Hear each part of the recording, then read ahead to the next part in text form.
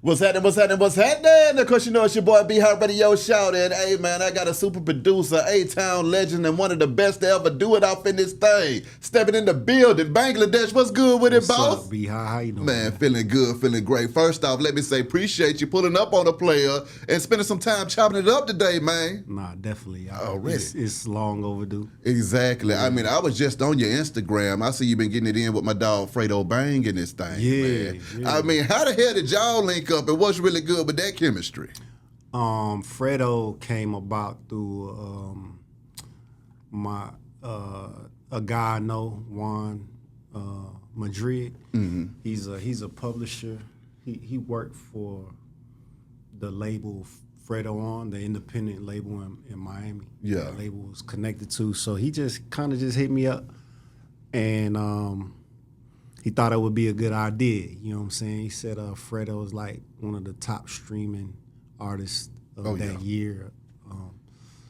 So I always wanted to, connect with the young dudes. I ain't really got in with a whole bunch of them. Yeah. But I was already a Fredo fan. You know what I'm saying? Yeah. 'Cause I it's not too many I like, Mm-hmm. but it's like he's very talented. Mm-hmm. You know what I'm saying? Like extremely talented.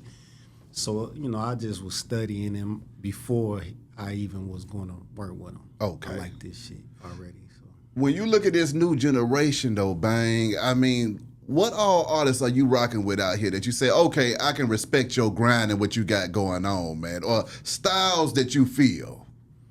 I like artists. I like the new artists that are students of the game. You know what I'm saying? And I could hear it in their music or in their interviews, how they speak. I like artists that respect what came before them. Yeah. I'm not really appealed to the artists that have no inspiration of what came before them. Yeah. Yeah. Like they don't like nothing. It just started with me. Yeah. It's not really attractive too much.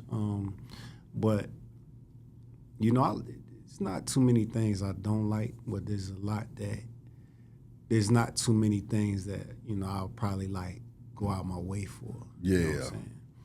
But of course, I like Kodak. Yeah. A lot of dudes. Oh, I just worked with this dude. Man, what's that guy name? He from Memphis. I don't even know his name. Mud Dirty. I don't know his name. Yeah. But dude hard, man, because I wasn't really anticipating working with him. I was going to meet with somebody else. The dude he signed to, I was going to meet with him. He was just in there working. Bruh is good. Bruh is really talented. Yes, sir. We did a song on the spot. I had to get his name. But yeah, I hear a few. I'm not really into music like I used to be. As far as listening to it. Yeah, I feel you. You know what I'm saying? I feel you. I'm not really, cause nothing moves a nigga. Yeah, it don't touch my spirit. Music used to touch my spirit, so I used to go out my way for it, find it, take it home, study it, read the credits, put my friends onto it, talk about it, analyze it, be inspired to create something based off of what I'm listening to, but it ain't too much music that really do that to me no more. At what point was it that you realized that, man, I don't even feel like hearing this new shit? Because it happened to me too, Bang. And then also I want to ask you, what is it that you do listen to that still inspires you to this day? What was the first question? At what point did you realize that you weren't even listening to music the same way no more? I don't know if I realized it. I think I just noticed I just noticed one day shit ain't the same feeling, it just wasn't the same, bro.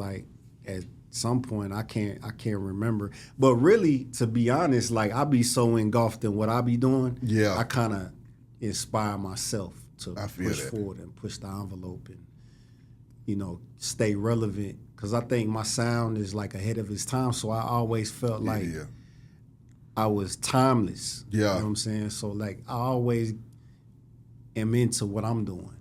Okay. Take me back to when you jumped in there though, Bang, and you decided to start producing and you was thinking about this sound that you wanted to create.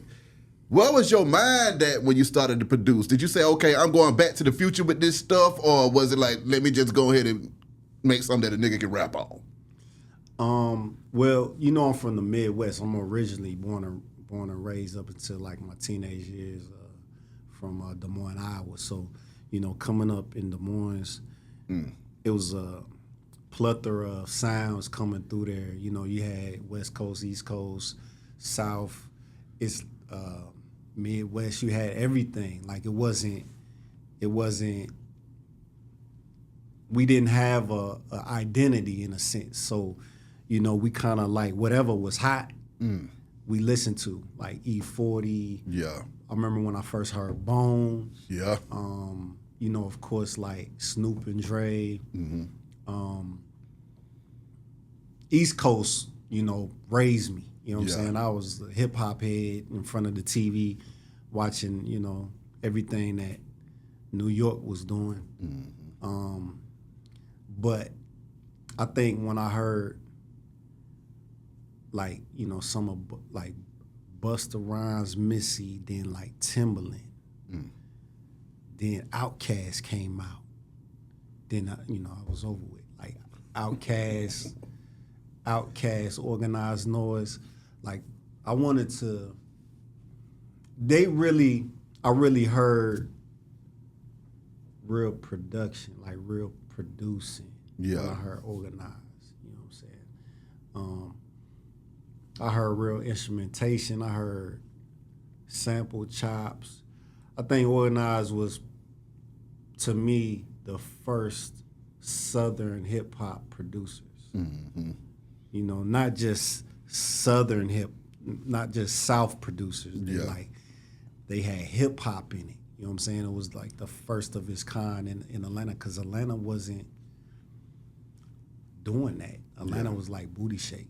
You know, Organized really made variations of what up north was doing, but they way, saying what they wanted to say. You know what I'm saying? So Timbaland and Organized Noise really made me inspired to think outside the box.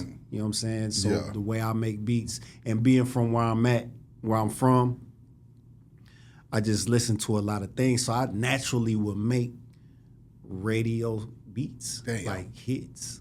I wasn't trying to do it. It's just like, that's just what came out. You know, people be trying to do that, you know what I'm saying? But it just naturally was happening. You know, nigga, that's crazy. Okay, because when I think about these songs and I go through this discography, it's like, okay, when I think about Ludacris and that UGK, Stick 'Em Up. Yeah, I didn't even realize that was a Bangladesh track, man. Yeah, and that was one of my favorite Ludacris songs. I wasn't Bangladesh then though. Who was? That's why I was my government. I was Sean Dre. You know? Okay. Like, you know, things happen so fast. Music translated so fast. I didn't have a stage name at the time, and I wasn't. I'm an organic type of dude. I don't like to force nothing. I ain't want to like make up something just to have it right now. Yeah. That I ain't gonna like tomorrow. So I just, you know, it was my government for the time being. You know what I'm saying? But people don't know Sean Dre's Bangladesh. Bangladesh Sean Dre, because it came like a couple years later. You know, people from New York that, you know, in the offices, they was like, man, I ain't even know. You know what I'm saying? Man, that's crazy. You know what I'm saying? So people didn't know that. So yeah, Stick 'Em Up. That's like some of my first beats that I was making. Like, all that Ludacris was like beginner stages of me making beats, bro. Like, I had just bought an MP in '98. I bought my MPC in '98. by 99, What's Your Fantasy was on the radio. Like, I made that in my auntie basement, bro, like with fucked up electricity, like in my auntie basement. Okay, so then I gotta ask you this though, Bang. What's your fantasy? First of all, how the hell did you hook up with Luda? But then when you gave him that track and then he blacks out and Shauna blacks out on it, were you thinking, okay, I'm about to have a long ass career in this thing? How I met Luda? Yeah. Lil Fate. Okay. Lil Fate was the mutual link to me and Ludacris. This is before he was Ludacris, though. You know, shit. I gave him his first hit record. Yeah. You know what I'm saying? So we both came in the game together in a sense, you know. Like he was fucking with Timberland. Mm-hmm. Yeah, say what you feel. He was fucking with Timberland, but you know, Fat Rabbit wasn't a hit. You know what I'm saying? It was like he was playing with it. But Lil Fate, man, when I moved to Atlanta, a dude that became my best friend is Lil Fate's cousin. So Damn. Once we linked up, I remember the first time he pulled up on me, Lil Fate was driving. Mm-hmm. I didn't know Lil Fate, you know, I just knew his cousin. Yeah. So we was kicking it like that, you know, pull up, pick me up, and through like Lil Fate just conversating and talking, I'm observing that he's like outside, you know, he's rapping, you know, he's in the mix, you know everybody, you know. Him and Chris went to school together. Yeah. And we would link up on the weekends, like we'd get hotel rooms and just smoking and rapping. I would just beat on the table, beatbox and shit like that. Yeah. And Chris came through one day. That's when we first met. Also, I cut hair, so Chris would come through the barbershop. They went to Banneker. I cut hair near Banneker and Shannon Mall. So he would come through there and get his hair cut by somebody else though. I wasn't like we weren't really locked in like that. We just like we just know each other type shit, but I wasn't making beats at that time. Like I wasn't physically making beats. So he didn't know who I was or what I did or my desires. Yeah. You know what I'm saying? It didn't come till later on. Lil Fate knew what I was into. Yeah. And when I finally bought my MP, man, I made like some of his Incognito album. That was like some of my first beats, bro. My God. Like some of my first beats. Use a Hoe, like one of my first beats, bro. Like straight up. Use a Hoe was another one of my favorite goddamn Ludacris songs too, man. So I mean, with that being said, on the same breath, Bang, a lot of producers produce tracks, but then they'll give tracks to folks that won't do them justice, man. Yeah. So, you had a Luda. Yeah. Luda our styles complemented each other. Yeah. Like it's just God, man. Ever since I was a little dude, you know, all my friends was dope boys. Like they sold crack, like 6th grade up. You know what I'm saying? So I was always around that, but it was never attractive to me. Yeah. And even when I started leaning, like thinking like, man, I just need to like just make some money right quick. Like God would always speak to me and tell me like, nah, you good, don't do that. You know what I'm saying? So I felt like if I had did that, I would have fucked up my blessings. Exactly. So God always spoke to me, like put me in the right places, telling me to go to Atlanta, doing this and doing that. And it was God how we connected, you know, because my best friend that was the link, like passed away later on. So it was like, it was all spiritual. Yeah. So when we linked, it was easy. It was easy. It was like I was his missing link. He was mine, and it just made sense. And What's Your Fantasy was an intro to a beat. Because I would, being a new producer, I would like make 3 beats in one. You know how like niggas is doing today. You know how Drake is transitioning to other, and how Travis Scott song go from this to, and it's one song. Like I was already doing that. I was so creative. I was making intros into the whole beat. Then it goes into something else. Yeah. And then it was too much. You know what I'm saying? It was too much. So Chris like, yo, man, like take this and make a beat out of it.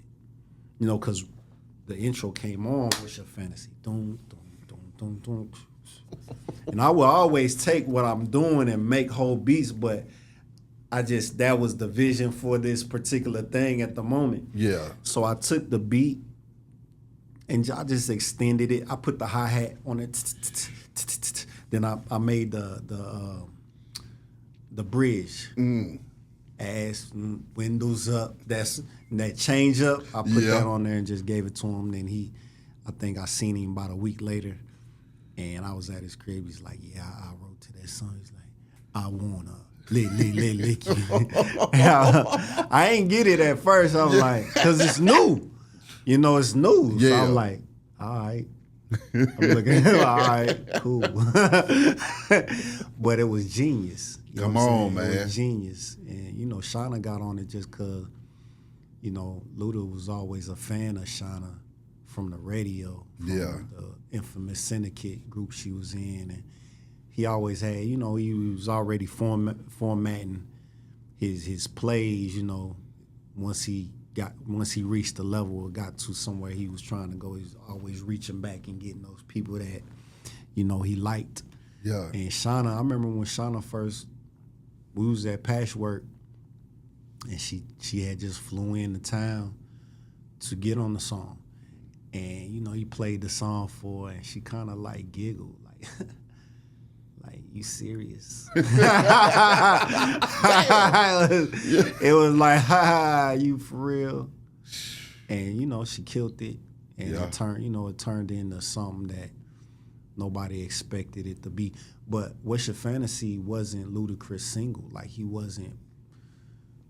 He had like JD and Organized Noise. Yeah. So that's another thing. Like, I'm on a project with niggas that I grew up listening to or inspired me. Yeah. So I was like, damn, that shit crazy, bro. Like, I'm actually standing alone with these dudes that, for one, when I left Des Moines, bro, my whole plan was to come down here and be in Dungeon Family.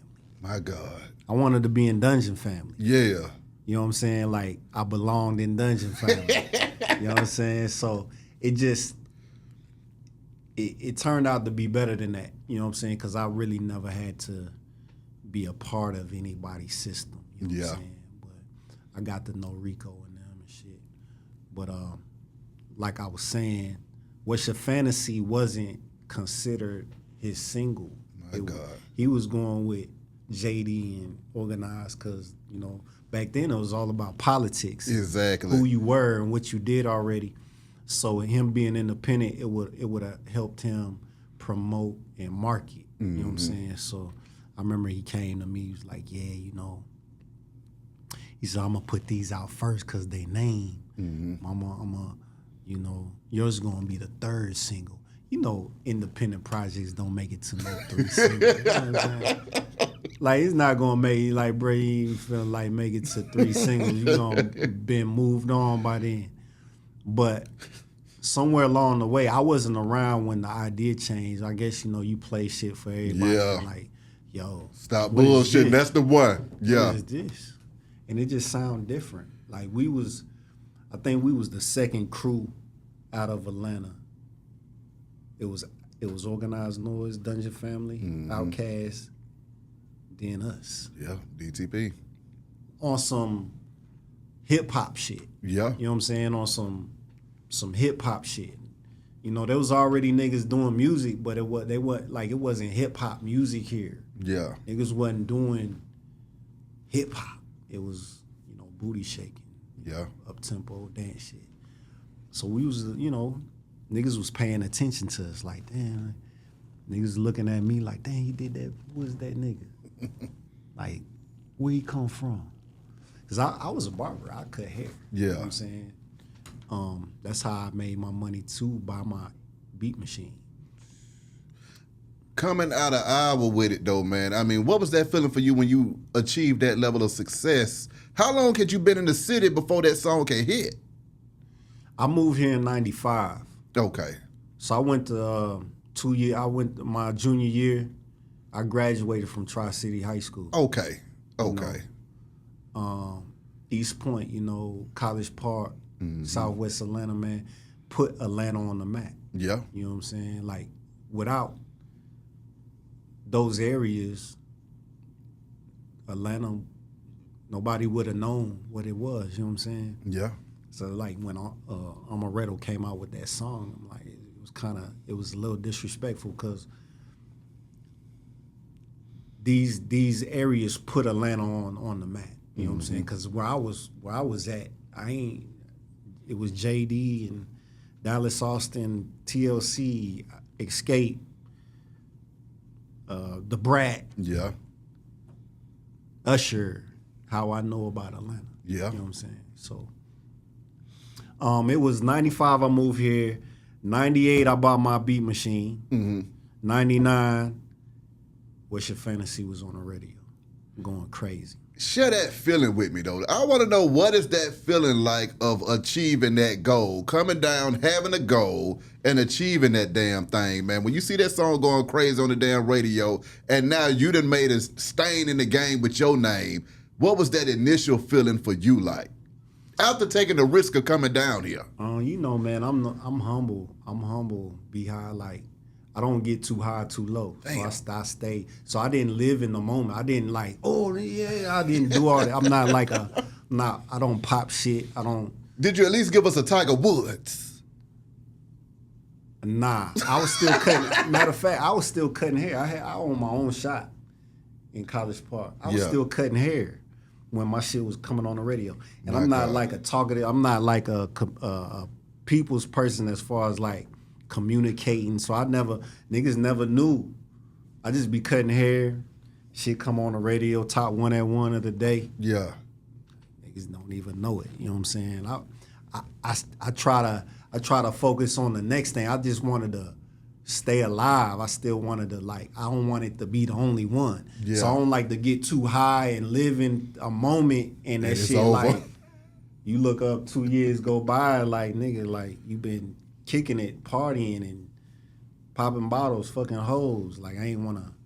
I'm always like thinking ahead, so I never get caught up in a moment, which I probably need to like enjoy the moment sometime, but I just never had.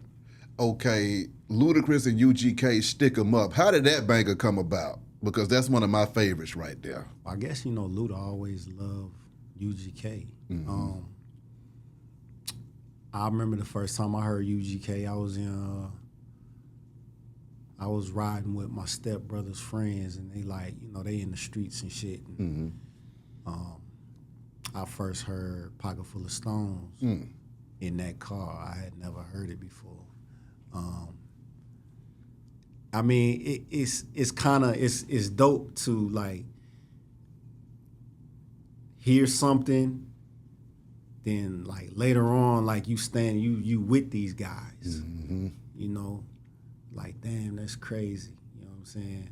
Like being in the studio with Pimp C and Bun B, I don't think I embraced it like I should have at the time. I kind of was just there. I was just there. You know what I'm saying? Not really in the moment of like, wow, I'm in the studio with Pimp C and Bun B. Yeah. Like not really recognizing like these are like real legends and real like teachers. Yeah. Stick 'Em Up. I remember being in the studio and Shaka, he was like, Shaka, I don't know if like Shaka really believed in me for real. Like I don't know, cause he would always like try to involve other things Like he can't. He walked over to me. He's like, yeah, man, I think it'd be cool if Pimp C like produce on the beat too. And back then, producers wasn't collaborating. Mm-hmm. It's a new generation where it'd be 3-4 niggas on a beat. Yeah.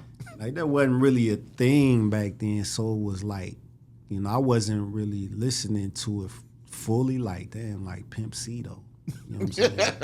I ain't say no to it. Yeah. I ain't feel no way about it. So he walked me over to Pimp C, and Pimp was like, nah, man, you made the beat, man. It's your beat, bro. Like, I fuck with it. So he was trying to force something that wasn't really necessary to really force. You know what I'm saying?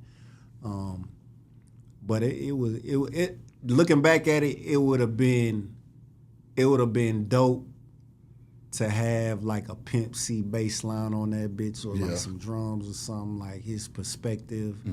It'd have been dope. But he's such a real dude that he ain't trying to like overstep his boundaries or do something just cause who he is. Like, he respects niggas' spaces. Yeah. And I fuck with that. Pimp he's an authentic like blueprint of what real niggas should be. My God. You know what I'm saying? I'm about to jump around in this thing. Wayne just dropped his greatest of all time, greatest hits compilation. Bangladesh got 2 on that thing, man. Yeah. Okay, a Millie, 6 foot, 7 foot. Yeah. Wayne, I mean, top 3, we don't even know where he could be 1, 2, or 3 in anybody's, list. You got 2 of the greatest hits of all time off of him. Can you break down that chemistry that y'all had and why y'all were able to achieve so much success with it? I guess it's just his style of rap. His style of rap is it's wild. It's like there's no boundaries on his flow, and I think that's how I produce. And I think I just brought a different perspective to what he was used to doing with Manny and everybody else. When I made a Millie, I wanted to give it to Lil Wayne. Now, I wasn't even really listening to Lil Wayne a whole lot. I respected it. Mm-hmm. Some told me like, man, Wayne need this beat. As soon as I made it, like, Wayne need this beat. So I would play the beat in sessions for people, for other artists, for executives. Everybody wanted it. Everybody wanted to buy it. Something about that beat. I never played that beat and niggas was like, nah, let's go to the next one. That's like one beat that everybody was fucking with. I remember I think I played that shit for, what's my man used to manage Organized Noise? Orlando? Orlando. Yeah. Orlando had a job somewhere at a label. I played that beat for Orlando. He was like, man, I'll buy that beat now. And I'm like, who you hear on it though? You know what I'm saying? Because I don't really be about the money. I be about like the right artistry. Play. I'm about the right play. Yeah. I want to make the right play, because the right play can make you $1 million. The wrong play can make you nothing. Like I would have just got that upfront fee and nothing else. You know what I'm saying? I'd rather just give the beat to a nigga and make $1 million. A milli. Then take that little production fee, you know what I'm saying? So first thing I asked him, like, who you hear on it? He's like, man, it don't matter, man. That's a hit. It don't matter. Like, it does matter. It does matter to me, though, So, like I said, man, there's not one time I played that beat and it didn't touch somebody. I was in the studio with Cassidy when he was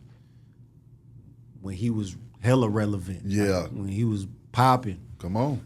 I'm and a hustler. I played that beat for him, and he was like, and he talks about this. He posted about this. He was like, yeah, man, I fuck with that beat, but can you take that a milli out? Cause I can't rap on it. I can't hear this and that. And I looked at that nigga like, nah, bro. Like, nah. Like you gotta make sense when you want for me to make revisions or take away it gotta make sense. Mm-hmm. And that just didn't make sense. Like that was the whole purpose of it. Yeah. That's what made it unique and different, So you gotta find sometimes, man, you gotta be uncomfortable. Mm-hmm. You gotta be comfortable with being uncomfortable, and you gotta get out of the ways that you like to do shit and like, well, I like it like I can only do it like, nah, nigga, you gotta be uncomfortable today. Yeah. Some hits.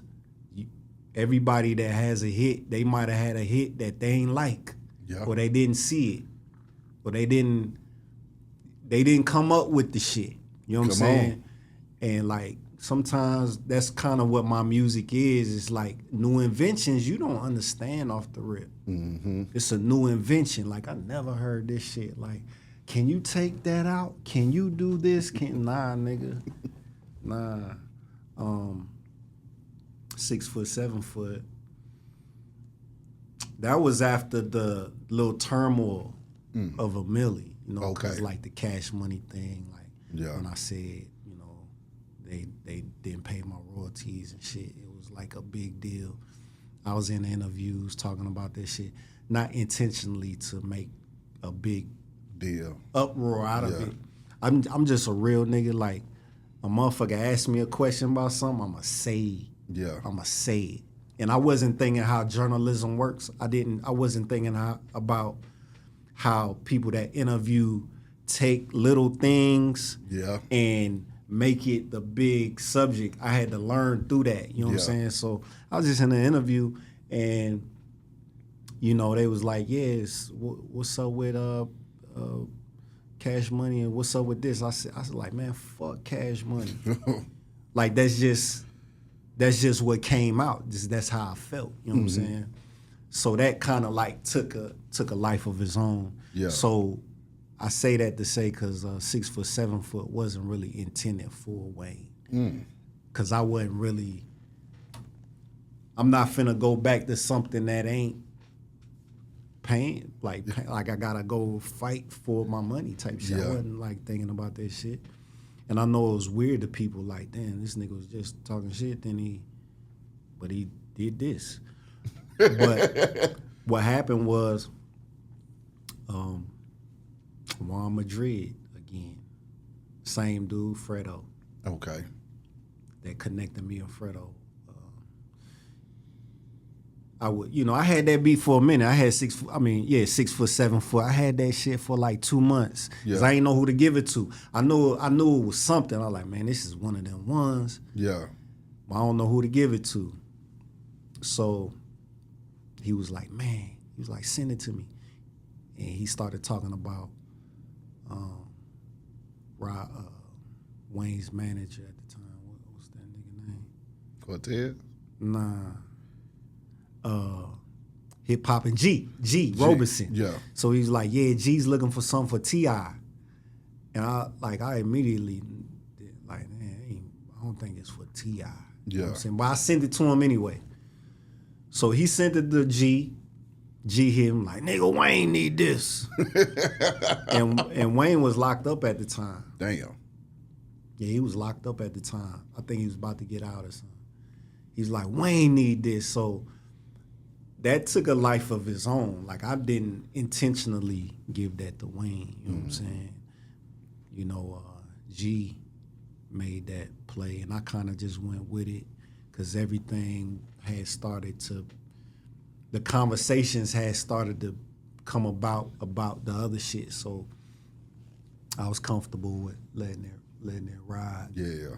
But 6 foot, 7 foot is bigger than a milli. My God. in sales. I ain't know it until I seen the numbers. I was like, damn. I do kind of like 6 foot, 7 foot more than a milli though, personally. But every time like somebody address me, they talk about a milli. Like a milli. The producer that produced the milli. You know what I'm saying? See that? It's like, man, I did so much shit. I mean, you got some of my favorite joints of all time, and those were some Bangladesh joints that I enjoyed, but you know some of my favorites. Now, even with that a milli though, Jay-Z had to hop on that thing, man. Yeah, How did you feel when he got on there and called it a Billy and did his thing on there? That might have been the most rapped on beat ever in history. I think I need to be in the Guinness Book of World Records. Come on. For that, for real. I need to check into it. He got on it. I don't think he killed it though. Yeah. You agree? Well, no, it was more so it's Jay on the track, but I don't feel like he blacked out like Jay needed to black out on there. Man, I like to give people I want to do the best with people. Mm-hmm. Like, just having them on the track, it's like, okay, it's dope. But I would like to, when I go in with people, or if like somebody get on my beat, like I want it to be great. Exactly. You know what I'm saying? Like I want it to be great. I don't want it just to be like, oh yeah, he on there, yeah, but you know what I'm saying? Yeah. I don't even remember it, to be honest. You know what I'm saying? Like it was dope that he got on it, but if I had my way, like I would want to do something inspirational and impactful with him, you know. When you flew out to Paris for Watch the Throne, man, what was that experience like? How you know that? I do my research, bang. I do my research in this thing, sir. Yeah, that was dope. That was a phone call that I didn't expect, because I think I was on the way to somewhere with my kid's mom at the time, and I got that phone call like, I think Boo called me. Boo, Akon's brother. Yeah, it's like, yeah, man, Kanye wants you to come to Paris, you know, work on this, Watch the Throne. So when he said that, you know, I kind of like I'm a thinker, you know. I kind of know what niggas be wanting. I know what your intentions are, you know, and that kind of works against me, but it also is a tool to not be in some bullshit. You know what I'm saying? So I knew what the intentions was. Mm-hmm. I knew what the intentions was. And I think, you know, the phone call was based off of a milli. Like that nigga did a milli. Like he got the hardest 808 I ever heard. Yeah. Call him to come out here. And all I'm thinking like, yeah, this nigga want my sounds. So when I showed up, I ain't come with shit. I didn't bring my shit. You know? I'm hard like that. Man, I'm hard like that, bro. Like, I ain't like, nah, nigga, I don't care who you is. Like, nah. Like, I'ma bring me, I'ma put my swag, I'ma put my perspective on shit that you have, or you got sounds of your own. Let me play with your shit. Yeah. You know what I'm saying? But I knew the intentions was to bring my shit and leave it. Upload it on his system. So he'll have my shit in his shit, and I wouldn't really. That's what make producers is they sounds and shit. So I ain't show up with nothing. So when he was like, you didn't bring your sounds with you. I was like, nah. I said you got sound. You gotta let pull up some shit. Let's work. Yeah, pull up some shit. And like I just reversed the whole intent. Like I reversed it, you know. Yeah. And I feel like people don't really, if people can't like have their way with you, they kind of like the mission wasn't accomplished. So I left there with his shit, honestly. You know, he played me some shot like, let me get that. Let me what you doing? Let me get that. And I went back home. I made some beats too. We was in contact on the text message, and I sent them the beats. I ain't hear from him no more. And when you don't hear from a nigga no more, they probably didn't like him. You know, like no communication is the communication. Yeah. No response, no answer is that answer. That's the answer, you know what I'm saying? Yeah. So I mean, but that's just speculation. You know, that's Kanye. That nigga probably got a hit in the vault. Yeah, he probably changed his number. He probably shit was going on. You never know, but I never heard from him no more. But while I was there, he asked me, "Who's the next nigga in Atlanta?" Yeah. I said 2 Chainz. Ew. I said 2 Chainz. Come on. And that's early 2 Chainz. Yeah. Early 2 Chainz, right? And I remember the room looked at me, like some niggas in the room, like they like looking at me like I was silly. And I was working on this mixtape. I think that might have been Ponzi scheme I was working on. Maybe I had Pusha T and 2 Chainz on this song. And I played the song for him. And Pusha T is his man, but he remembered Tit's verse. Like he remembered it. And it was like, damn, he's like, man, you think I can get that? I was like, nah, you can't get that. But I can give you Tit's mixtapes. I could put a little, you know. Yeah. You know, niggas don't fuck with me because I say no a lot. You know what I'm Oh, damn. I say no a lot to niggas that niggas say yes to. They used to that. You know what I'm saying? So Yeah. I come around like I'm equal with you. Like I don't feel like I'm beneath you. So you can't like sun me. I'm not finna, you know, I'm not like jumping out my shoes because I'm in your presence type shit. Like I'm me. You know what I'm saying? Like I'm me. I'm him. You know what I'm saying? So, you know, saying no a lot to these niggas, man, they don't fuck with you no more. They don't like, I can't get my way with this nigga. Let me move on. But this is a lot. This story is a lot. So told him about 2 Chainz. He immediately started fucking with 2 Chainz. 2 Chainz, him, they best friends, you know, after that. So also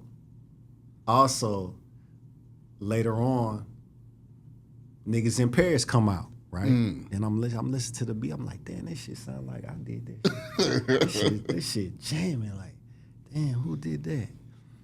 So Hit Boy did the beat. I don't know like what he did. Yeah.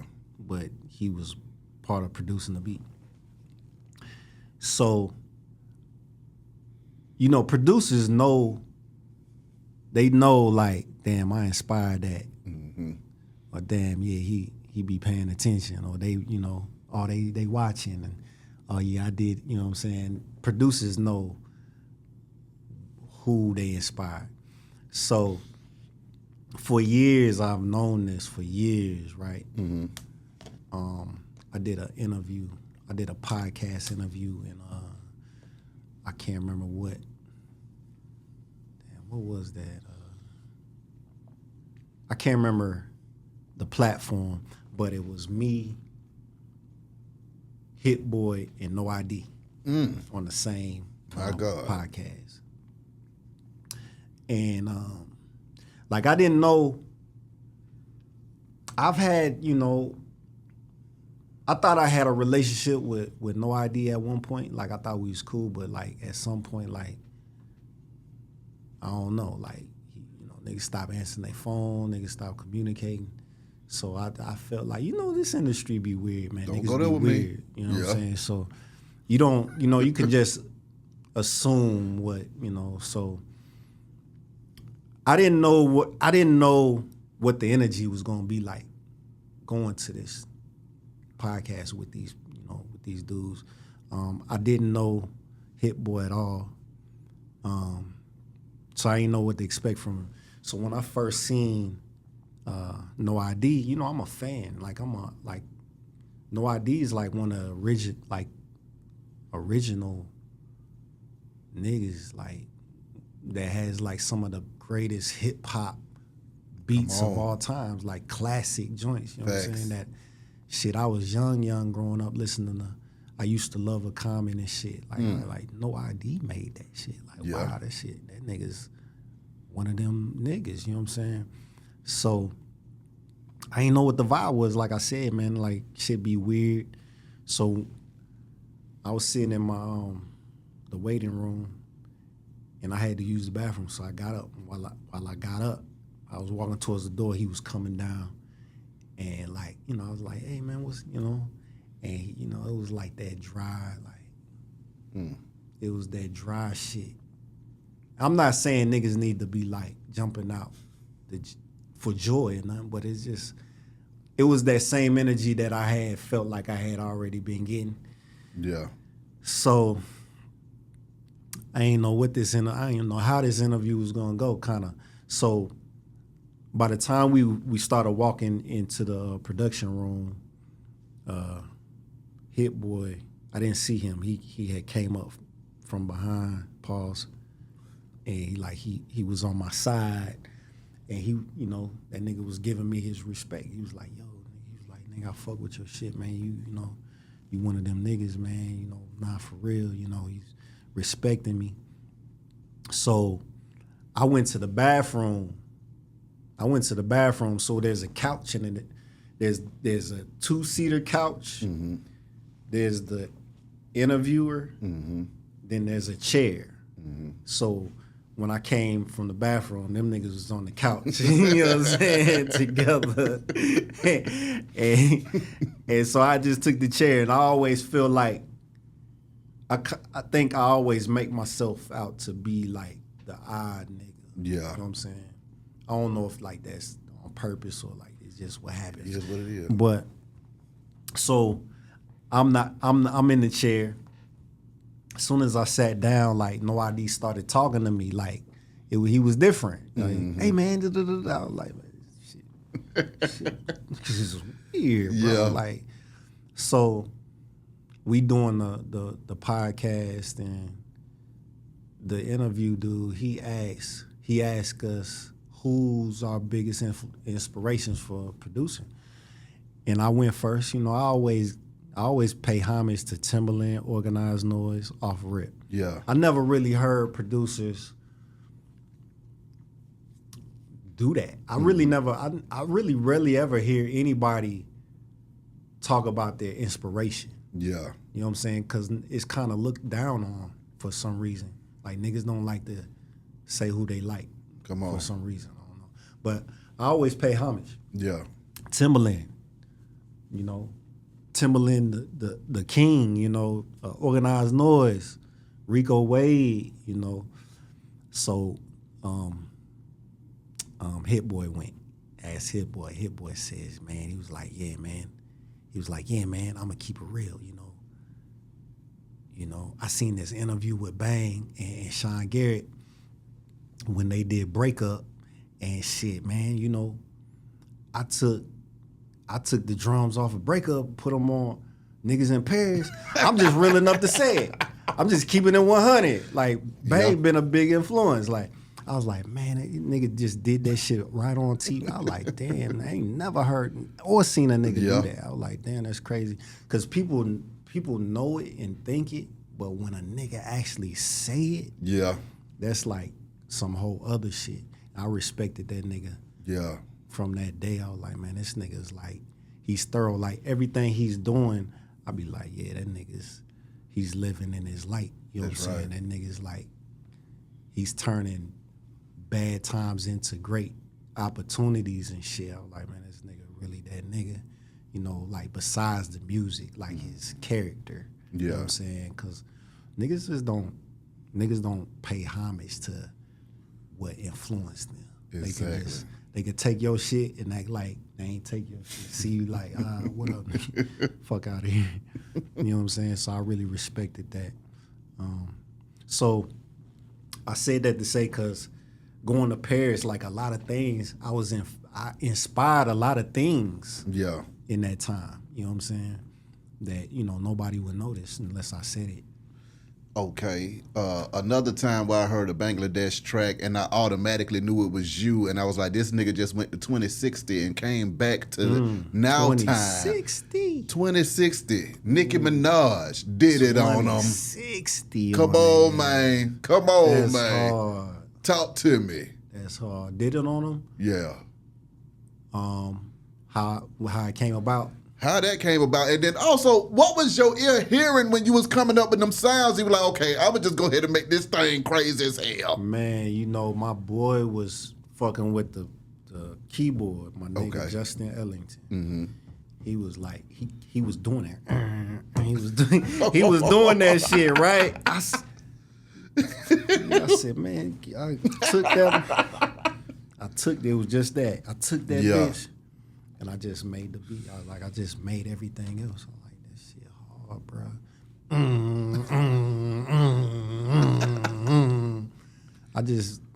I just hear things, man. Like, whatever intrigues me is like being like a kid in a candy store. It's like, man, I need it. You know what I'm saying? And I just make sense out of it. I put shit in context. I'm good at that shit. You know what I'm saying? Yeah. I could take any unique, crazy shit and make sense of it. You know what I'm saying?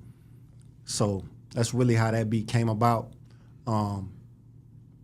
Nicki, I actually gave that beat to Lil Wayne. That was, I think that was before 6 foot 7 foot. I think I gave him that beat before 6 foot 7 foot. That was his beat. I gave it to him, but I never heard back from him for months, right? So then everything else started happening. Yeah. I was in LA and I was in a session with Game. I played it for Game. Game hopped on that bitch, did a incredible song on that motherfucker. Man, it was the hardest Game song that nobody will ever hear. Oh my God. Man, it was so hard, bro. And I'm hard to please, bro. I'm a hard critic. Like, I was satisfied with that record. I was like, man, this shit right here is crazy. You know what I'm saying? Yeah. So I was sold on Game having a beat. Mm-hmm. So out of nowhere, my homegirl who was the segue in between me and Wayne, Chanel, she called me. She was like, you still got this beat? And I was like, damn. I said, I just recorded that shit on Game. And I love the song so much. That's what I wanted to do. Mm-hmm. You know what I'm saying? She was like, man, Wayne loves this beat here. Got a whole song to everybody come in the studio. He's just playing it for him. He's playing it for him. It's like the next to Millie for him. So I like, oh shit. I said, oh shit. She was like, man, you think you can like make something like it, and I could just give it to his engineer and he could just slip it in there, because you know he might not notice. You know he be, you know that nigga be all over the place. He might not notice. I was like, shit. I hate trying to recreate something differently, because it's not natural. Yeah. Like, I'm an organic producer. Like, I just do what I feel and what I'm hearing. I don't try to duplicate and, oh, that worked, let me try to do it again. I never, it was never my gift. Mm-hmm. You know, Pharrell good at that shit. Like, there's producers that's great at that shit. Pharrell could use the same sounds for 20 years and make different variations and shit. Like, I never thought I could do that shit. Yeah. So Wayne was mad at me. He called me on my phone, man, like tweaking on me. Like, you get that beat the Game?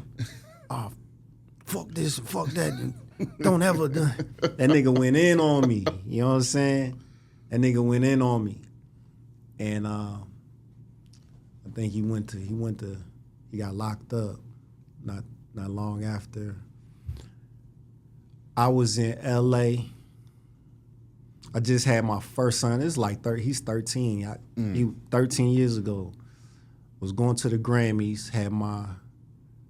His mom was with me. We was together. We went out there. I get a call from Puff. He was working on his project. He wanted me to come through his crib and play beats. Mm-hmm. So I went through, and I was just playing in beats, and I left him beats. Mm-hmm. And that was when he was managing Nicki.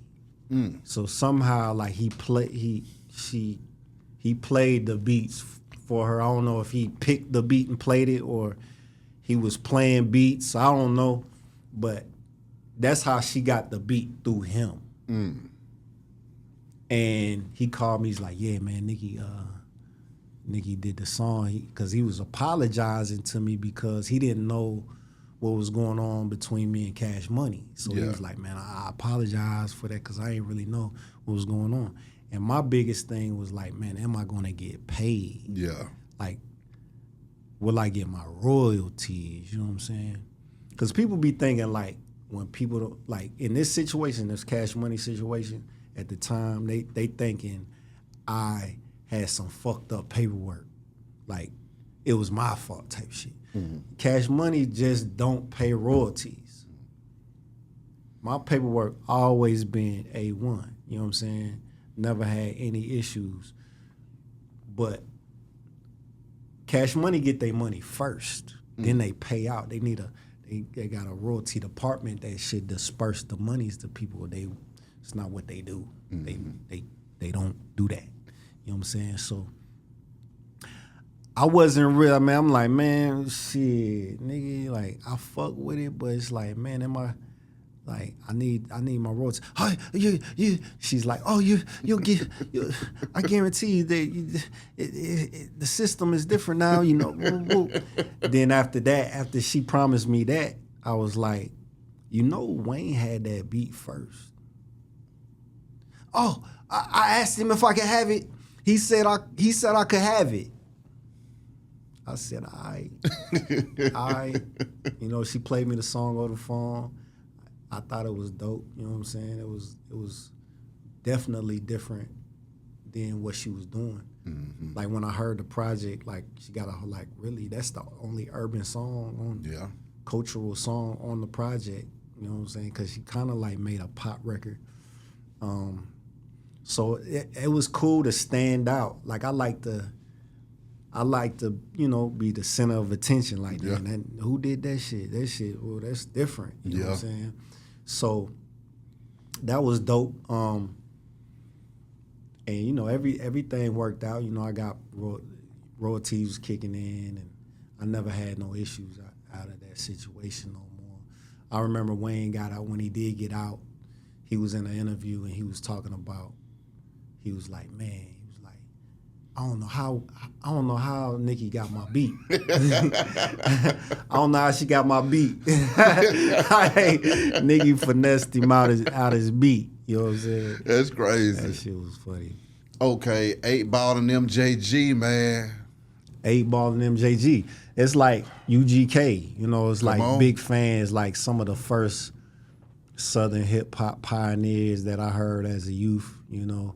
So it was like, that was dope, fucking producing their biggest songs. Like they went on both of those songs and went slam the fuck off, bang. I mean, when you heard them boys come with what they came with, because also it was a different sound from 8 Ball and MJG at the same time, but it was like they were there for it. Yeah. So break that down to me when you realized that you had brought the crunk out of 8 Ball and MJG, and then also put together a masterpiece that Living Legends album may have been one of their best damn albums. That's incredible on a commercial level, you know, on a upstream level. Yeah.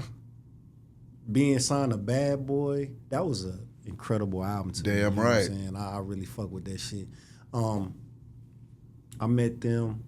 This is at a time, Beehive, where when I had to figure out the music business, because I was still new in the game. You know what I'm saying? I knew I had dope beats and shit, but my beats weren't getting to the people that I was giving them to the middleman to give them to the niggas that they said they was giving them to, and I wasn't getting no feedback. Yeah. You know what I'm saying? So I was like, man, like my shit trash. Is niggas really get my beat? So when I bump into this, so I told myself I need to get outside and shake hands myself, cause I'm me. Like, nigga, I got a hit. Like I did What's Your Fantasy for Ludacris. Come on. So that was my seller. Like whatever I'm doing at the time, like that's how I'm selling myself.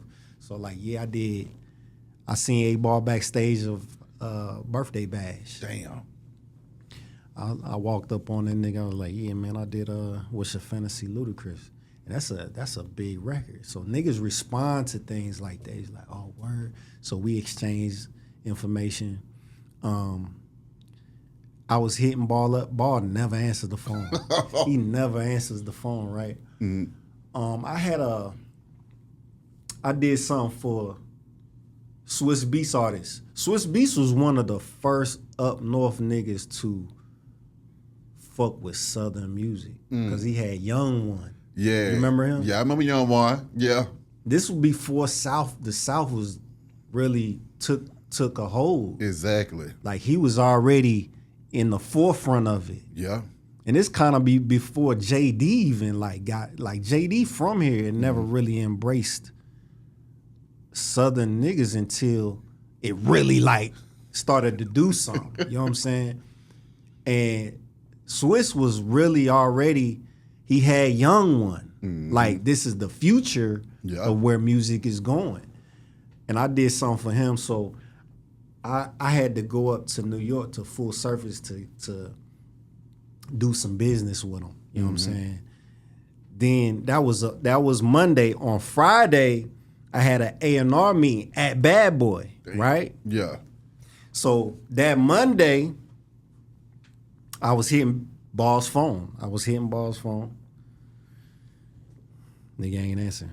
Nigga finally picks up. He's like, yo, what's good? I'm like, yeah, it's Bangladesh, man. He said, yeah, where you at?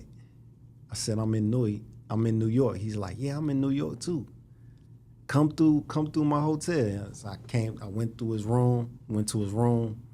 Ball was like, you know them New York hotel rooms, they tight. It's tight in there.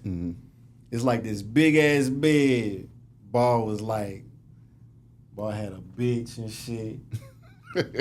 I came in there just me, him, and the bitch. Like he's just in the bed with the bitch and shit. I'm like, this shit is awkward because it's tight. You know what I'm saying? So I was just playing him beats on the I might have had a CD at the time. I was playing beats and shit, and he picked Don't Make.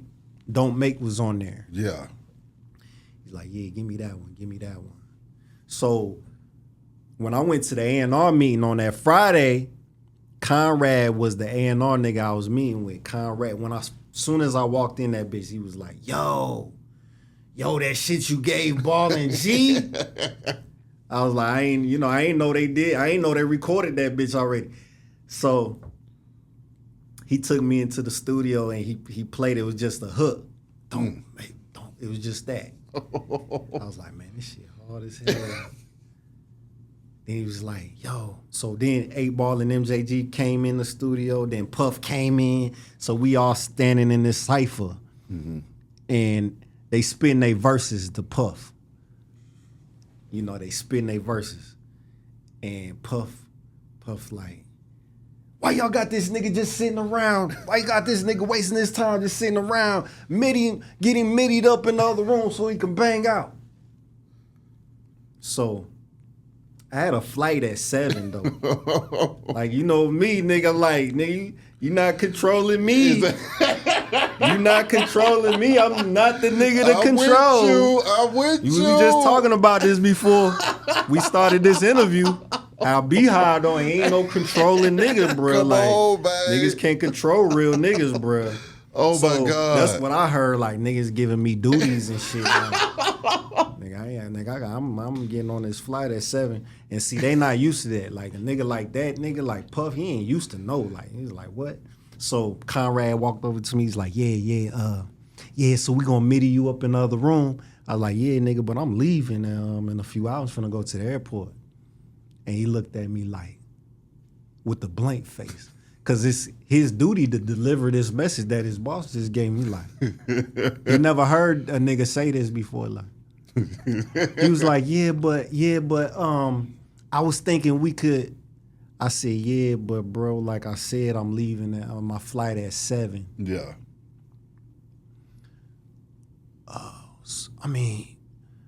I said, besides, you know, I ain't bring my sounds and shit. I ain't got nothing. I said, tell you what, you can, I'ma go back home.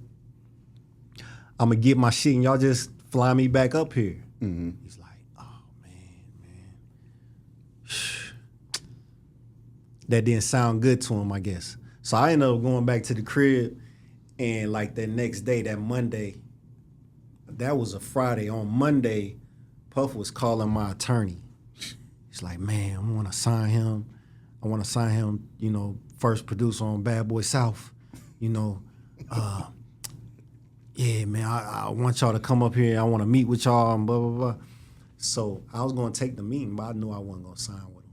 Mm-hmm. You know, I already knew that. You know what I'm saying? Because at that point, man, I'm like, I like you was saying before this interview, like, I don't like to be hawked, and I don't want to feel like I'm working for a nigga. I don't feel like I'm in the path. Like, my vision is to be on that level, to be in that same light. I don't want nobody controlling what I'm doing, or like, I don't want no bad business being. I just don't want to be under another man. Come on, man. So I already knew in my mind I wasn't going to do it. I just took the meeting, went to the meeting, just me and my attorney. And it's a female attorney, right? We in the meetings, like 12 of them. It's like 12 of them in there. And, you know, he's talking to me like, yeah, man, he's selling me, you know, yeah, man, I just whoop, whoop, man, you know, blah, blah, blah, man, you know, making Atlanta my second home, you know, whoop, whoop. And he'll ask a question, and my attorney will answer the question. And at first, I wasn't even paying no attention to it. By the third time he asked a question, she answered again. He was like, I think he can answer his own questions. Like, he got angry, you know, because she was answering the questions, and the answers was shit he didn't want to hear. Yeah. I think he can answer his own questions. So the first thing I said out my mouth, I was like, yeah, man, I appreciate everything, but I really don't want to sign with you, bro. That's the first thing I said. And he looked, you know, did he like on his knee like this at me? He like this on his knee. And he looking at me like he can do magic and change my mind. Like, he like, no.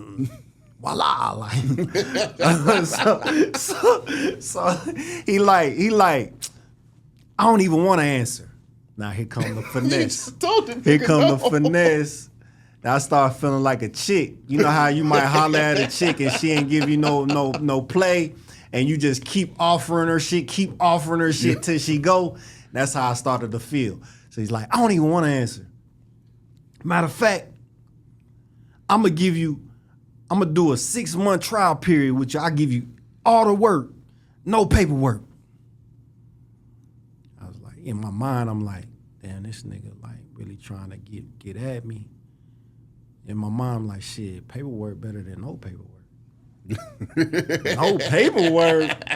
How you think that sound? Like, no paperwork. You just work, no paperwork. Like, nah, I'd rather know what that shit say. Like, nah, you know what I'm saying? So I ended up not doing it, but I had like curated a sound for A-Ball and MJG, because I had did 2 more.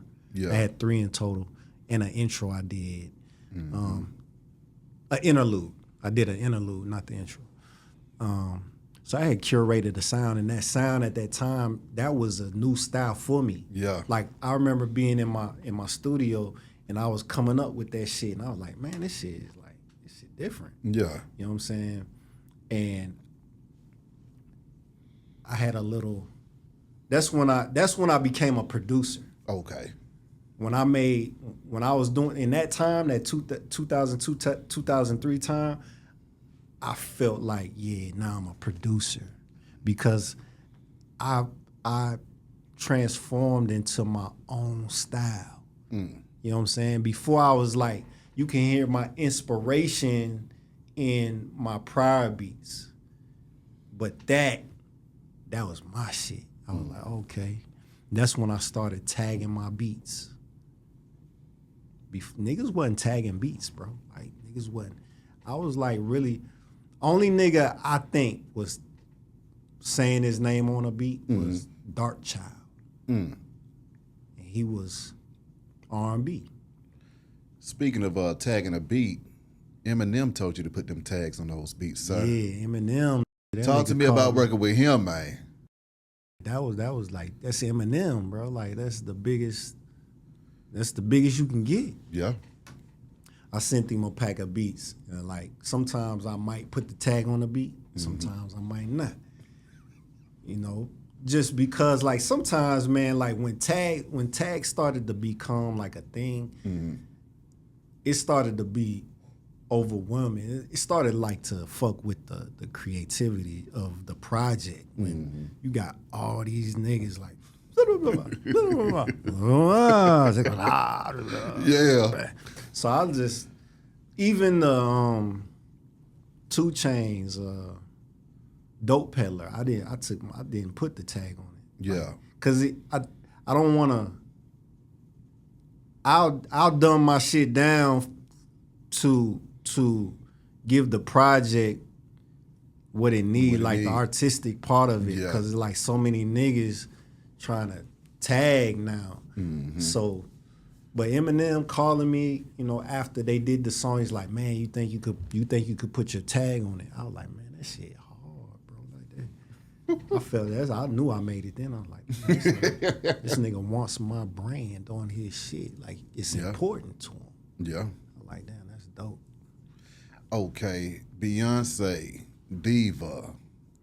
That's another one of those bang tracks that go crazy as hell, man. I mean, how the hell did that come about? And what was it like hearing Beyonce? Because, you know, you got M over here, but you got Beyonce over here. Yeah, that's just two different lanes. Exactly. I'll take both of them lanes. Come on now. I don't think they was in the same lane, so it's like, you know, much respect. Exactly. Each thing, I felt like I was versatile in that sense, you know, to produce for Beyonce and do my style, you know. That came about, that beat actually was a beat I wasn't really fucking with. What? Because like I said earlier, I don't like to duplicate what I've done. And that was like a Millie duplication. So I wasn't really like passionate about this beat. I made that beat for a mixtape. I had an artist at the time, a female. So my idea of producing this 3-song in one, where I had the male rapper, his vocals say one thing, I'm like something that pertains to him. Then hers come on, Diva, and she spit, then another thing come on, like all in this one thing. That was my idea. But I was just playing a beat in the studio, and niggas was going crazy over the beat. I was like, you like this shit? Like, it's just like a Millie. Like, nah, nigga, it's his own thing. So like they argue with me about it, cause I wasn't receiving it like that. I was like playing it to the side, like, nigga, that's just, niggas not gonna respect that shit. It's just a Millie again. Like, nah, nigga, you tripping. So I was working with Sean Garrett. Sean Garrett started calling me with a Millie. And he, you know, he called me, he's like, nigga, if I had this beat, nigga, if I had a Millie, nigga, I would have, oh boy, you know, boy. So so I went to work with him, and the goal was Beyonce. We was working on Beyonce. So I was like, shit, I pulled the diva out. There ain't no other divas in the game but Beyonce. And nobody can do this but her. And I know he liked the Millie, so he went crazy on it. Nah, Diva is a female version of a hustler. And everybody can't just write to my beats without a melody. Yeah. You know, there's different types of writers. Some niggas can catch a melody. Some niggas need melody to catch. You know what I'm saying? Yeah. So Sean took that and Nah, diva is a female version of a hustler. A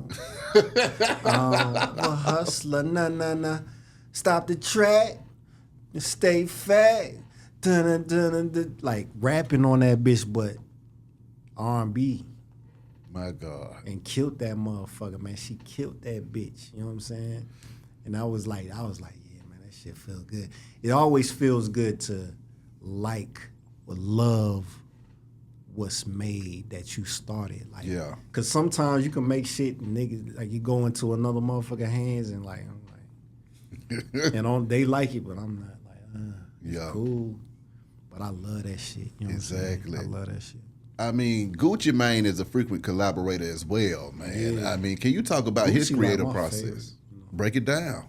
Gucci like one of my favorite because Gucci just likes to work. Mm. He's not a critical nigga where it's like, I got a plain 20 beats. I already played the beat. The first beat was the one, and they just, play another one, play another one, play another one, play another. Man, I'm like, fuck out of here with this shit. Like, I played you the one already. Like, I'm a producer, so I know what to play you. I know what you need that matches my style. You know what I'm saying? So Gucci is just like, I could play a beat and he just go in there. Play another beat, go in there. We make 5 songs in a day. You know, they might not all be the ones, but at least I got his vocals. I can make them something. I can play with I could do all types of shit. Lemonade, I had that sample on my laptop for a long time. I just never knew what to do with it. I started playing with the beat in a session with Fabulous. I was forcing it though. So it wasn't like cooked food, it was like microwave to me. It was like fast, it was like McDonald's. I wasn't really satisfied with what I was doing with Fabulous. And he never used it. Mm-hmm. I'm on a private plane with this multi-million-dollar real estate agent. Mm. He want to make music, so he flies a few of us. Like T-Biles was on the plane, another real estate nigga that was the connection between us. Mm-hmm. He's actually this nigga. He's from Des Moines. He's like a multi-million-dollar real estate agent. You know what I'm saying? Got locked up for 10 years. Came out, hit the market, came up. So he connected us because dude, the white boy, he wanted to do music. Mm-hmm. Got all this money and shit. So he flew me to a MMA fight in Vegas. So we go out there, shit, we kicking it. And Coach hit me while I'm there. He's like, yo, we got studio in Vegas, we're gonna fly you out. I like, nigga, I'm already here. Like, I'm already here, right? Yeah. So it's like divine that, you know, it's just ironic. So I go to Gucci's room. Gucci in the Trump Tower, like a high in the sky shit. He got the room with the pool hanging off the building shit. Mm-hmm. You know what I'm saying? So I come in Gucci room. Gucci, like, he's standing in the pool like Scarface. He like, what's up, bang? Nigga, we got guns and money, nigga. Nigga, we got all the guns and money.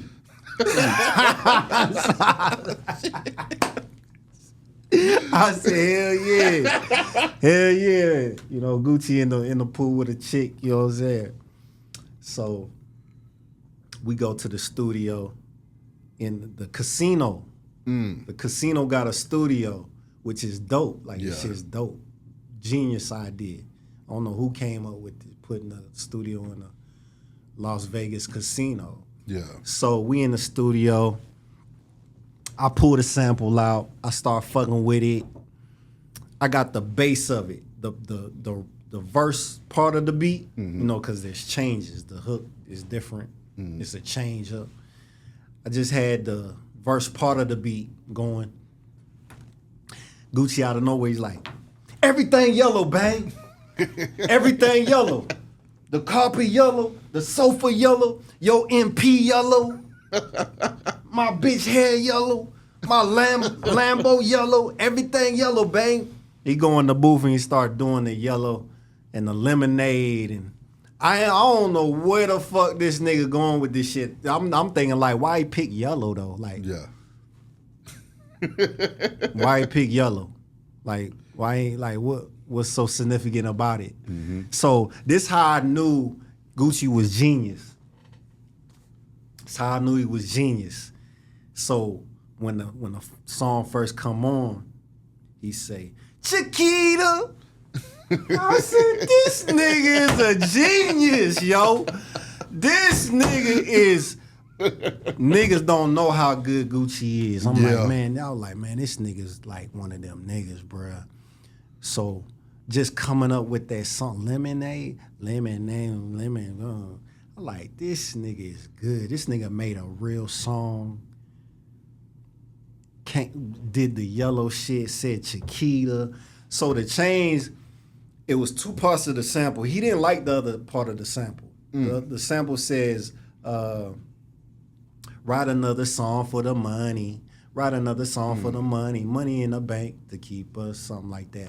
I thought it was perfect because it's talk about money, like you street nigga, money, perfect. He's like, I don't like that. I don't like that bang. So he did like 3 long verses over just the bass part of the beat.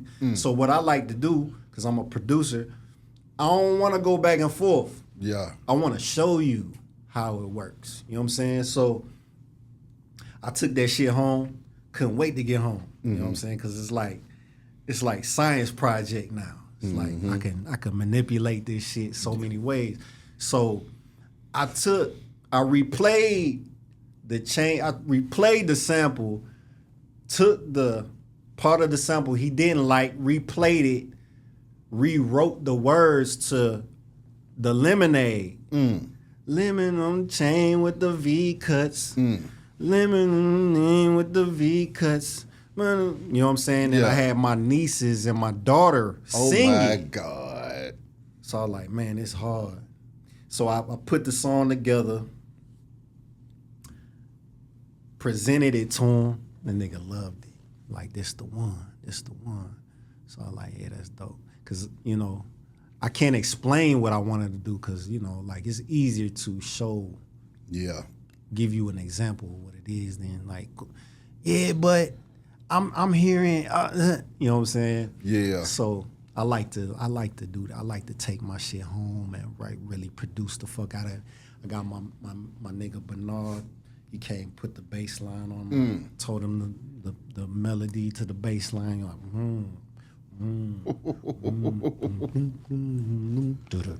Crazy. You know what I'm saying? So that, to me, that production right there, I felt like organized noise. Yeah. With the bass line and shit. I felt like, damn, that live bass, my inspiration is coming out in this chop sample. Yeah. Playing it over.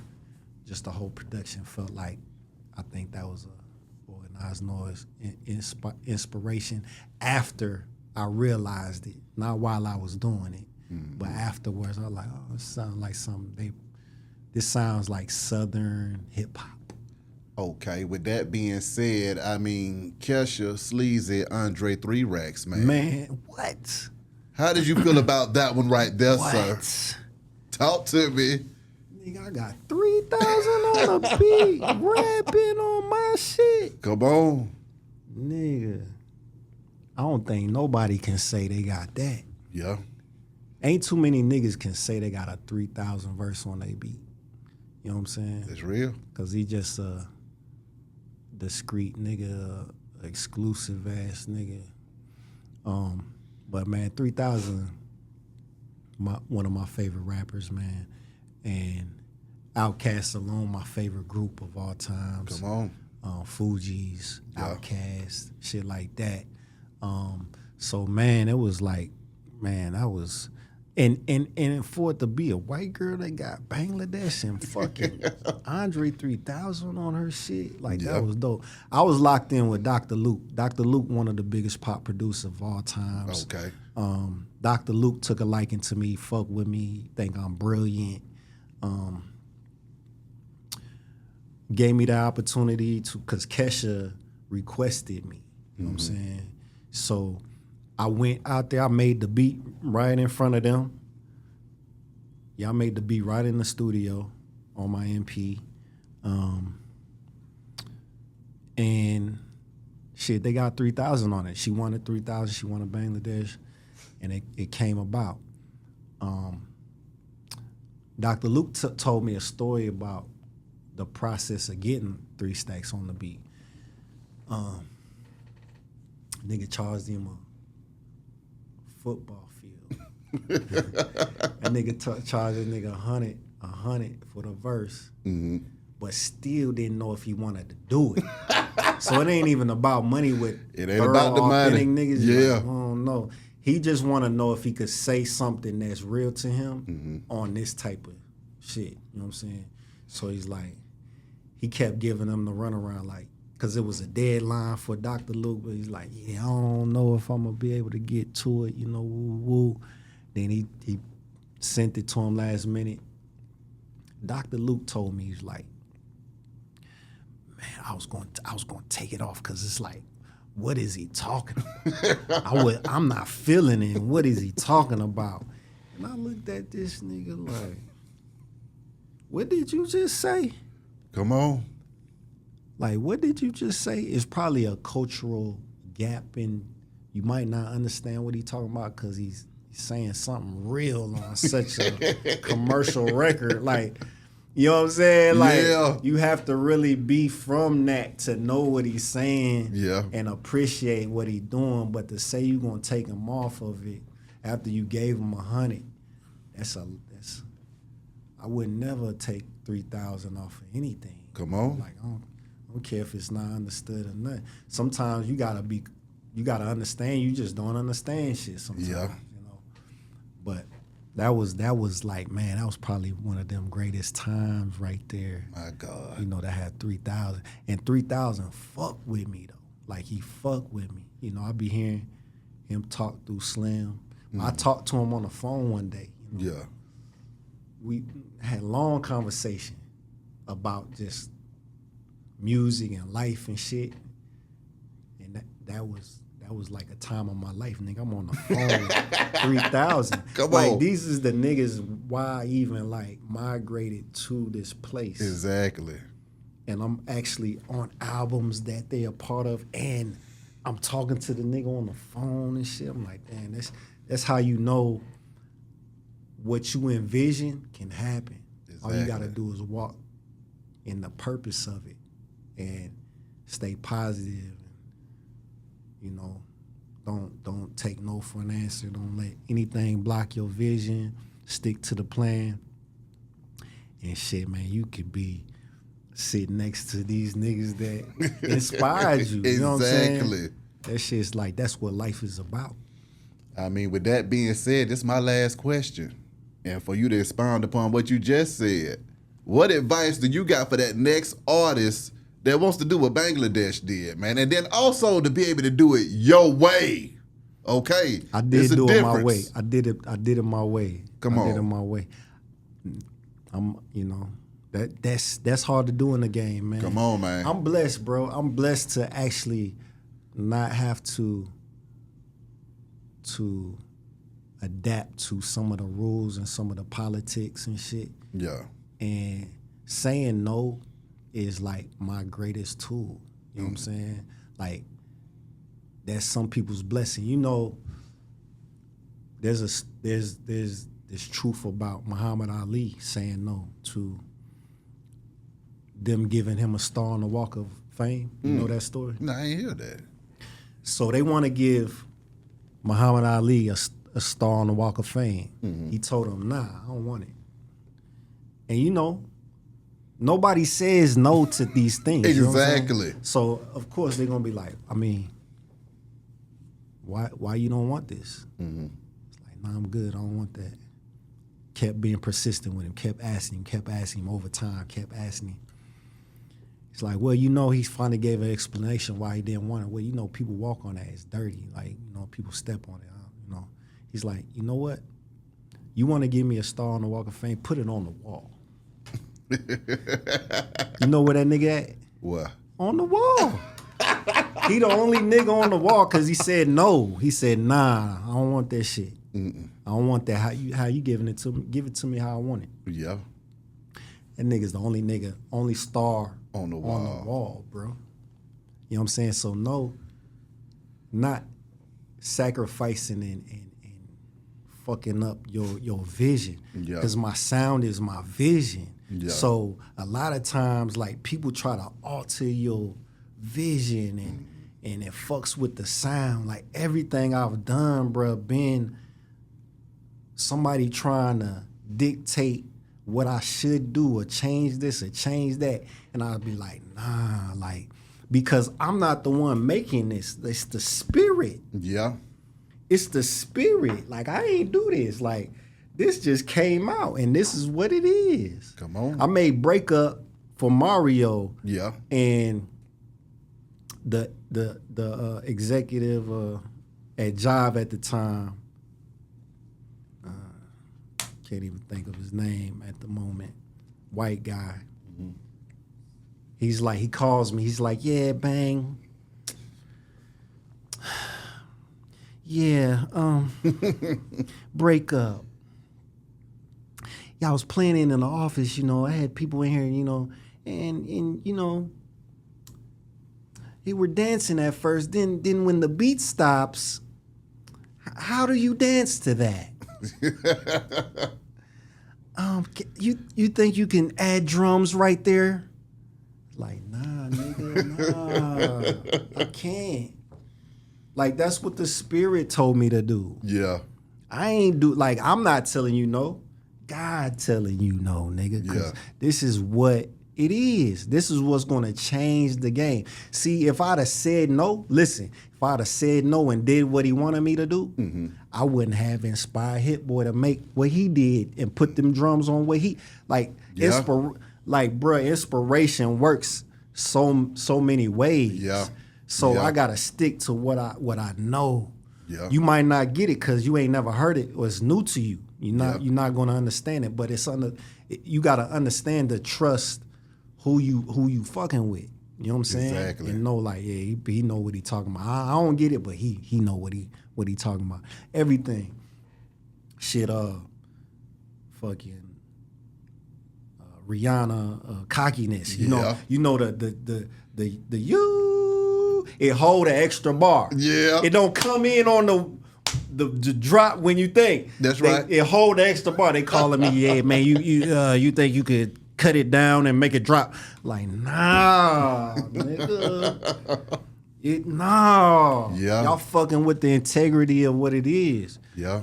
And see, those things, those little things change the game, change your life. Facts. Change the game, make you unique, make you stand out. Come you on. gotta just stick to what you know. Yeah.